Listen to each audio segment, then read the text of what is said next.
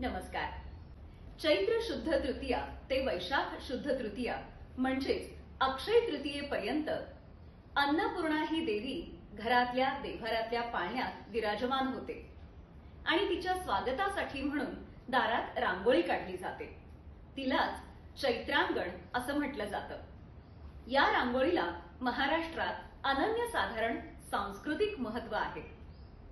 पूर्वी या रांगोळीमध्ये 61 शुभचिन्ह काढली जायची, पण काळानुरूप आता त्यात बदल होत गेला आणि आता त्यामध्ये 51 शुभचिन्हांचा समावेश आहे. चला तर जाणून घेऊया या रांगोळीबद्दल अजून बरंच काही. ही आहे मी काढलेली चैत्रांगणची रांगोळी. चैत्रांगणच्या रांगोळीची सुरुवात ही आंब्याच्या पानाचं तोरण काढून केली जाते. त्याच्या खालोखाल श्रीराम प्रसन्न किंवा तुम्ही तुमच्या कुलदेवतेचं नाव लिहू शकता.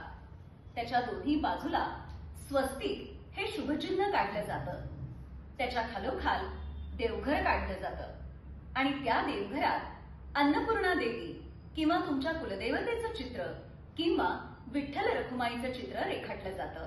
सूर्यचंद्र, शिवपार्वती, गणपती, सरस्वती, यशाचं प्रतीक म्हणजे ध्वज, सगळ्यात महत्वाचं म्हणजे गुढी, शंख, पद्म, गदा, चक्र, गोपद्म, ओम, स्वस्तिक, सौभाग्याचं लेणं म्हणजेच हळदी कुंकवाचा करंडा, फणी, आरसा, सनई, चौघडा, मोरपीस, बासरी अशा शुभचिन्हांचा वापर केला जातो.